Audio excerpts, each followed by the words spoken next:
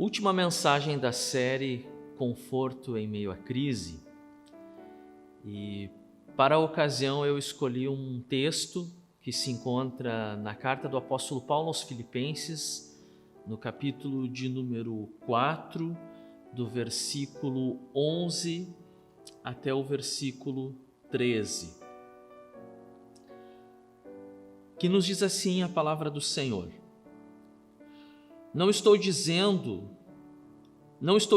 isso porque esteja necessitado, pois aprendi a adaptar-me a toda e qualquer circunstância. Sei o que é passar necessidade e sei o que é ter fartura. Aprendi o segredo de viver contente em toda e qualquer situação, seja bem alimentado, seja com fome, tendo muito ou passando necessidade. Tudo posso naquele que me fortalece. É bem provável que você já tenha ouvido o finalzinho desse texto que eu acabei de ler. O versículo de número 13, que diz: Tudo posso naquele que me fortalece. E talvez, assim como eu, um dia você entendeu esse versículo errado ou te ensinaram esse versículo errado.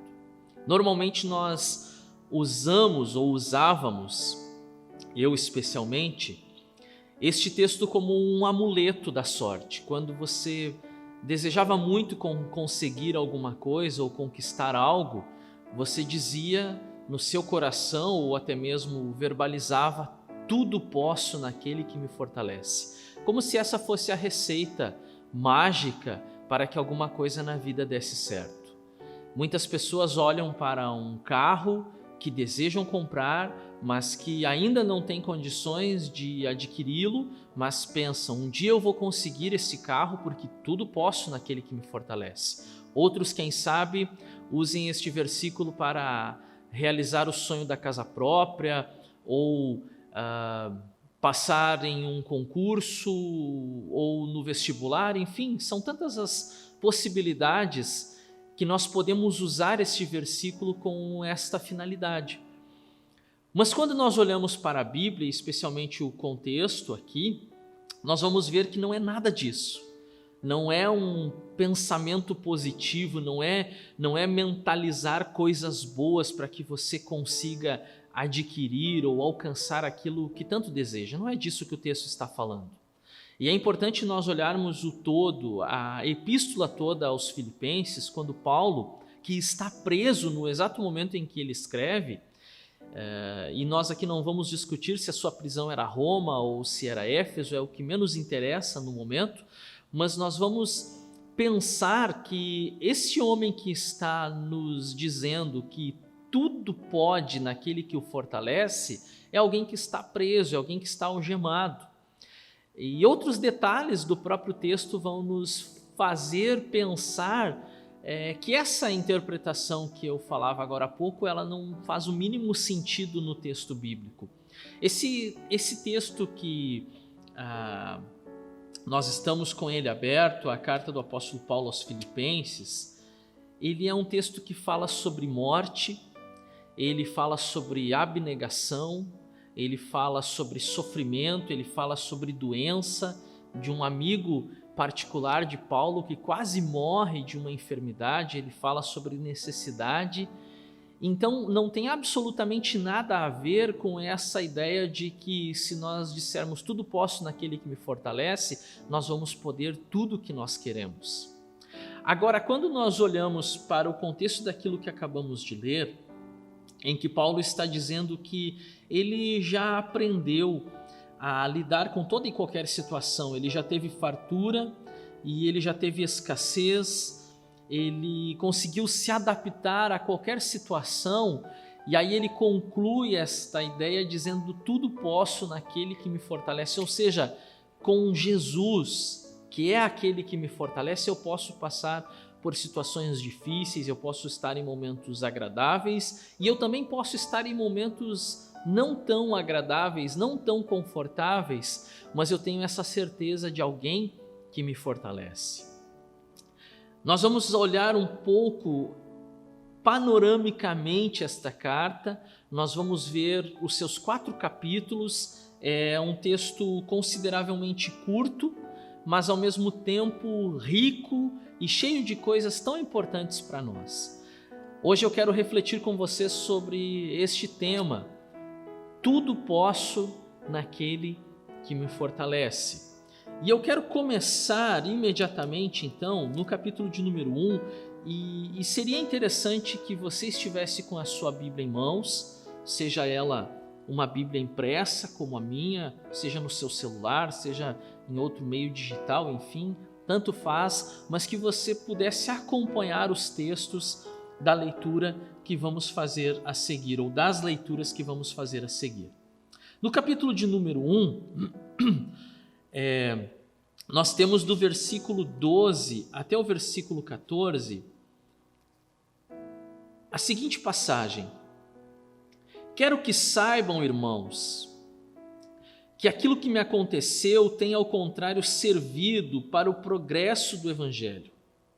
Como resultado, tornou-se evidente a toda a guarda do palácio e a todos os demais que estou na prisão por causa de Cristo.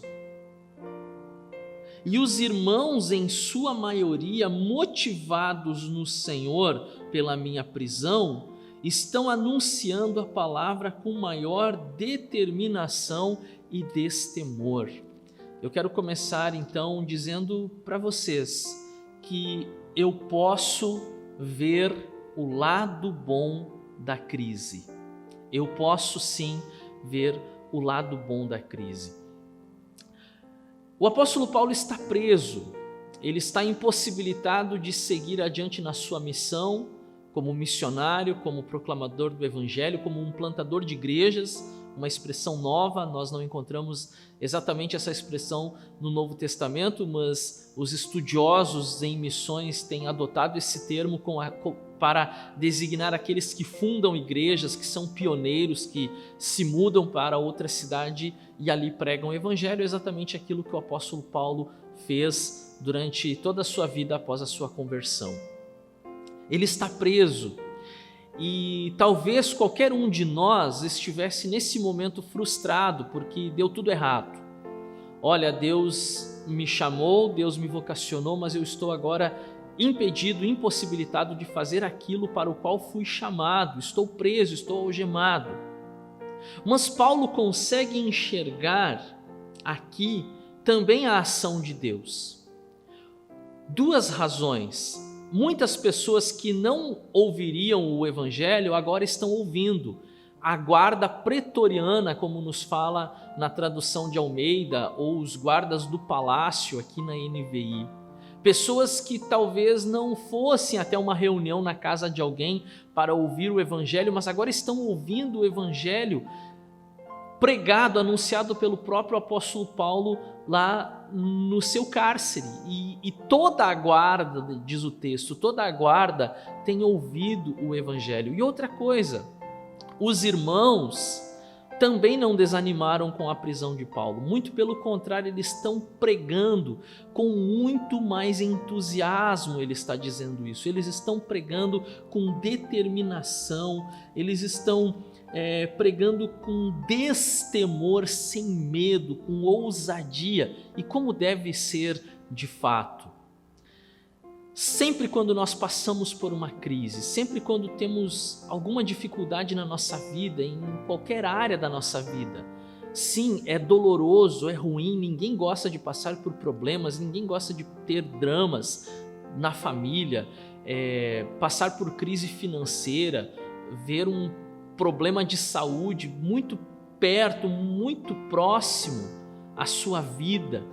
Mas eu acredito que nós sempre conseguimos tirar uma lição ou lições disso tudo. Você já se perguntou qual ou quais lições você tem tirado deste período de crise, de isolamento, de incerteza? Quantas coisas nós podemos aprender com tudo isso?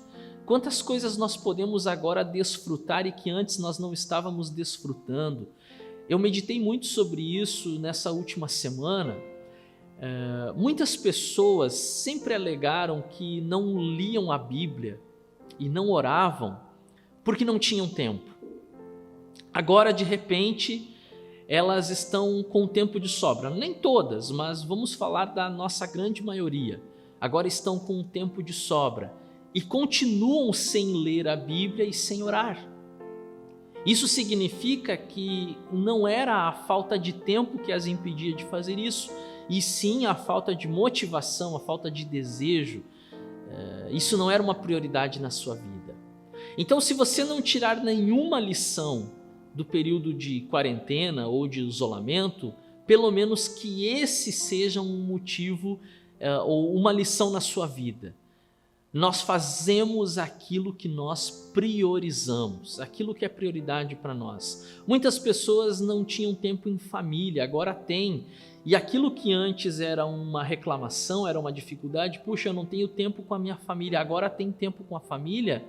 E esse está se tornando um outro problema, porque não consegue viver em família. Muitas lições nós podemos tirar desse período de crise.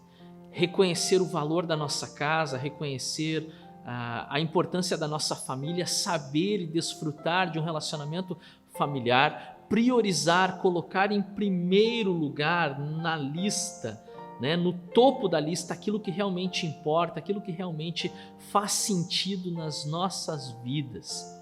E eu tenho a plena convicção, isso não é uma coisa do tipo, foi uma revelação ou foi um anjo que me falou. Eu sou muito cuidadoso com essas questões, mas Deus tem plantado uma certeza, uma convicção no meu coração nesses últimos dias. Nós estamos hoje sem nos reunir como igreja num espaço de culto, estamos vivendo como igreja nas nossas casas, nos nossos lares. E que bom que nós estamos descobrindo que isso é possível. Quantos pais não abrem a Bíblia com seus filhos em casa? Quantos casais não se unem em oração em sua casa e agora estão começando a descobrir a importância e o valor disso? Mas eu tenho certeza que quando nós pudermos voltar a nos reunir como igreja, na congregação, no culto de celebração, de adoração a Cristo, eu tenho certeza que isso terá um sabor todo especial nas nossas vidas. Muitas vezes nós deixamos de ir ao culto por uma razão sem importância, o clima, a chuva, estou cansado, estou com sono, qualquer motivo é uma desculpa para não ir à congregação, não se reunir com os irmãos no dia de culto, no dia de louvar a Deus. E agora nós estamos sentindo falta dessa reunião. E eu tenho certeza que quando as portas das igrejas estiverem abertas novamente e que nós pudermos cultuar sem restrição, nós vamos valorizar ainda mais aquilo que nós tínhamos e que não dávamos valor. Tudo posso naquele que me fortalece. Posso ver o lado bom da crise. E eu posso também descobrir o meu propósito na vida. Eu posso descobrir o meu propósito na vida. Você já se perguntou, olha que coisa filosófica, qual é o sentido da vida, qual é o propósito da minha vida, por que eu ainda estou vivo? Eu quero que você acompanhe comigo também no capítulo de número 1, dos versículos 21 até o 25, quando Paulo escreve o seguinte: porque para mim o viver é Cristo e o morrer é lucro.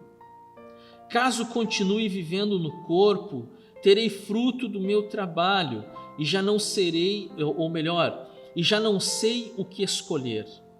Estou pressionado dos dois lados. Desejo partir e estar com Cristo, o que é muito melhor.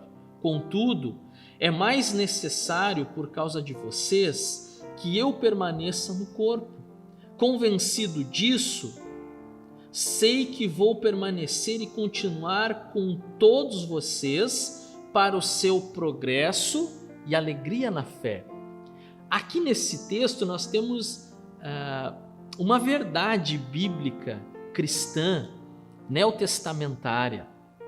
Para o cristão, a morte não é um motivo de desespero nem de medo. A morte é o momento exato em que nós nos encontraremos com Jesus. E o apóstolo Paulo, convicto disso no seu coração, ele diz: morrer é lucro, viver é Cristo, porém morrer é lucro. Todo cristão firmado, alicerçado em Jesus, ele sabe no fundo do seu coração que ele não está desamparado após a morte, ele estará, muito pelo contrário, consolado nos braços de Jesus. E o que Paulo está dizendo é que isso é infinitamente melhor, é muito melhor do que qualquer prazer e qualquer deleite dessa vida. Estar com Cristo é muito melhor. Agora, Paulo também está dizendo que ele está se sentindo dividido, porque ao mesmo tempo que ele quer estar com Jesus, e um cristão deve querer estar com Jesus, deve desejar a volta de Jesus ou a sua partida para estar com Jesus, ao mesmo tempo que ele quer estar com Jesus, ele também quer ficar mais um tempo aqui, neste mundo, nesta terra. Mas por qual razão? Qual é a sua motivação em querer continuar vivo? E aí ele diz, então, no finalzinho do trecho que nós lemos, que ele vai permanecer e continuar com todos os irmãos, ou com todos vocês, como diz aqui, para o seu progresso e alegria na fé. Ou seja, ele não vai ficar vivo, não deseja estar vivo apenas por viver. Há um propósito nisso e ele quer viver esse propósito na sua vida. Óbvio que ao mesmo tempo que nós devemos desejar estar com Cristo, o que é a essência do cristianismo, nós também queremos ficar um bom tempo ainda vivos. Ninguém quer ter uma morte precoce. Nós queremos viver aí uns bons 80 e 90 anos, mas nós queremos que esses anos sejam anos de muita saúde, com lucidez, para que desfrutemos mais tempo ao lado das pessoas que nós amamos, nossos filhos, netos, bisnetos, amigos, familiares. Nós não queremos partir logo, mas nós queremos ficar um pouco mais.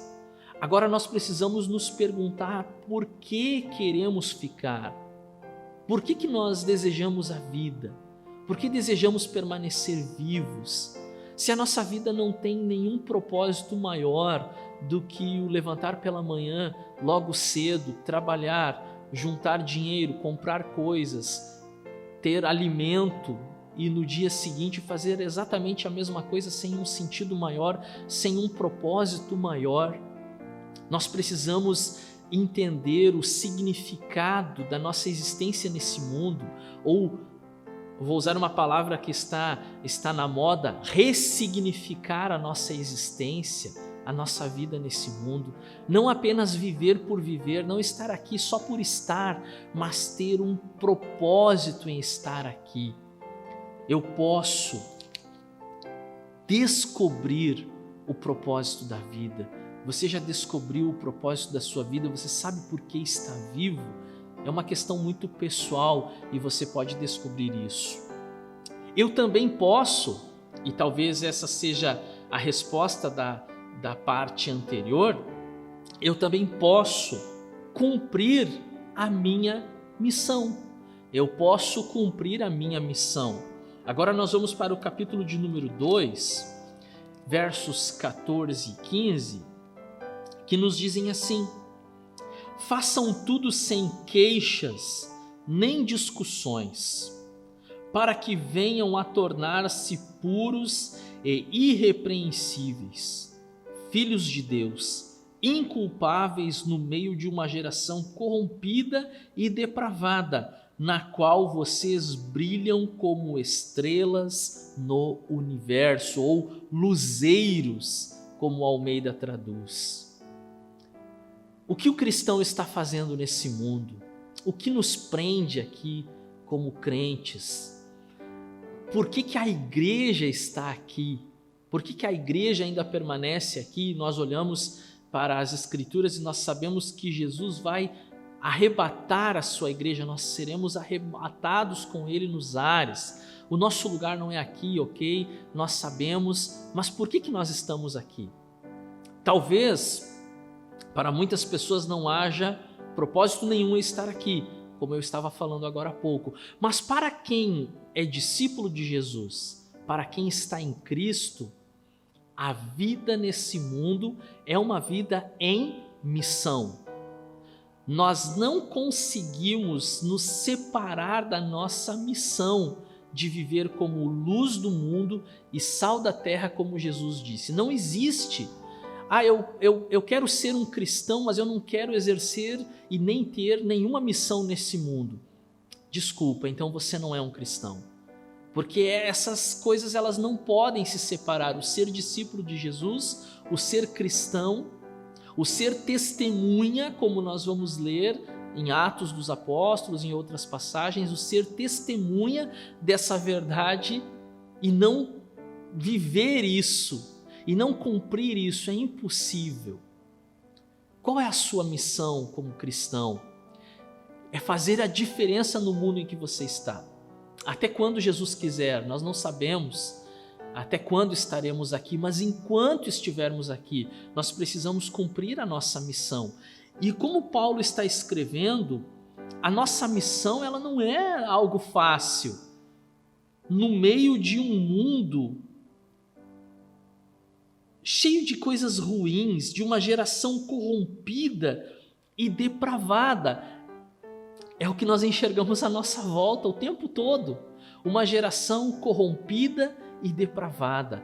Mas nós não nos amoldamos, nós não nos adaptamos a isso, nós não nos encaixamos a isso. Aquilo que Paulo escreve aos Romanos no capítulo 12, né? Não nos amoldeis com este mundo, com este século. A nossa vida, ela não combina com isso, porque nós fazemos a diferença e precisamos fazer a diferença. Nós somos a luz entre as trevas, a luz na escuridão. Aqui está a nossa missão.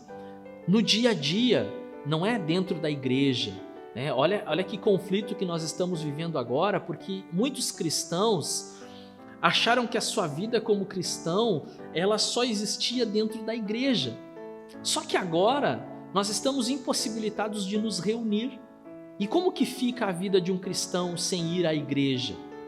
Aqueles que viviam como crentes, como cristãos apenas dentro da igreja, nesses dias eles não estão conseguindo viver como crentes, porque a nossa missão, ela é no mundo, ela é no dia a dia, no cotidiano, e ali nós fazemos e marcamos a diferença, como luzeiros, como estrelas que brilham no universo. Aqui está a nossa missão e eu posso então cumprir a minha missão.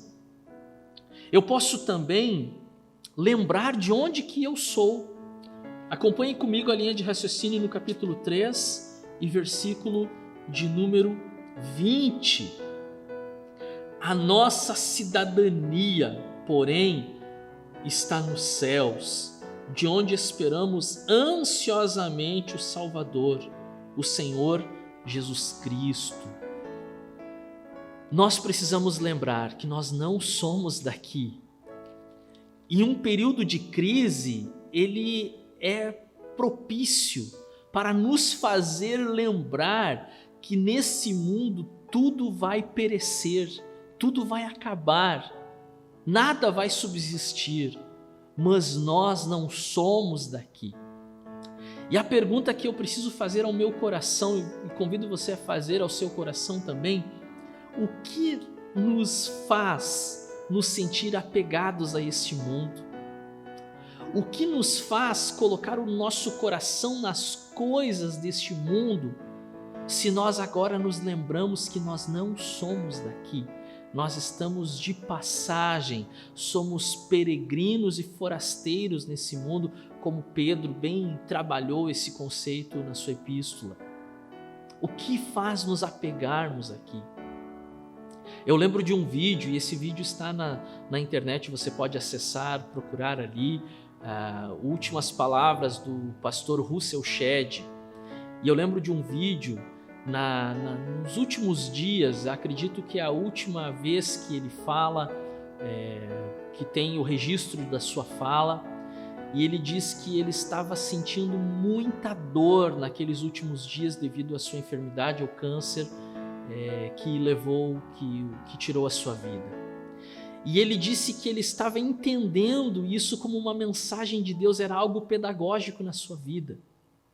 Ele diz também que ele sentia como se Deus o estivesse desmamando deste mundo.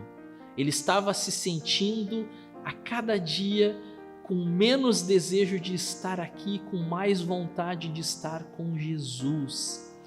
Eu me emociono todas as vezes que eu lembro dessas palavras desse grande homem de Deus que deixou um legado para todos nós. O que nos faz nos sentir apegados às coisas desse mundo se nós não somos daqui?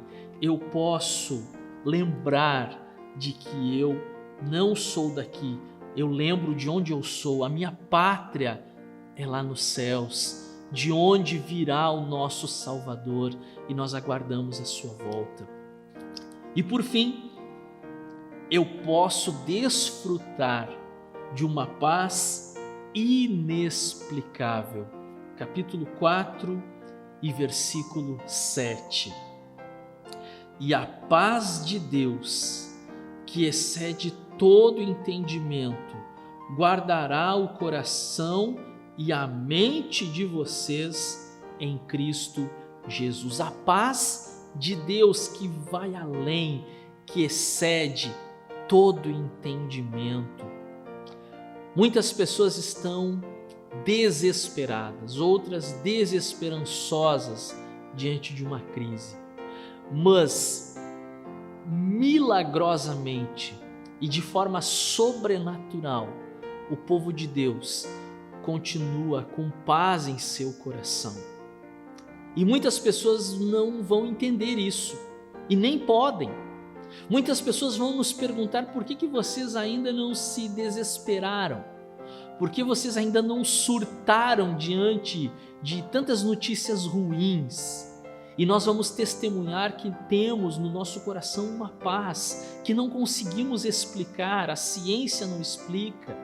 Os doutores dentro das universidades, eles não conseguem explicar como que pessoas diante de um momento de conflito, de crise, de incerteza e insegurança, continuam com paz em seu coração, porque é a paz de Deus que excede, que vai além a todo entendimento. E foi essa a mensagem que Jesus deixou ao meu e ao teu coração: a minha paz eu dou a vocês. Eu não dou como o mundo dá, porque a paz que o mundo dá, ela é incerta, ela é condicionada a questões políticas, mas a paz que Jesus nos dá, ela não depende da influência externa, ela brota e ela vem de dentro, ela é gerada no nosso coração. Essa é a paz que a Bíblia nos promete, essa é a paz que nós encontramos no momento de crise e nos confortamos com ela.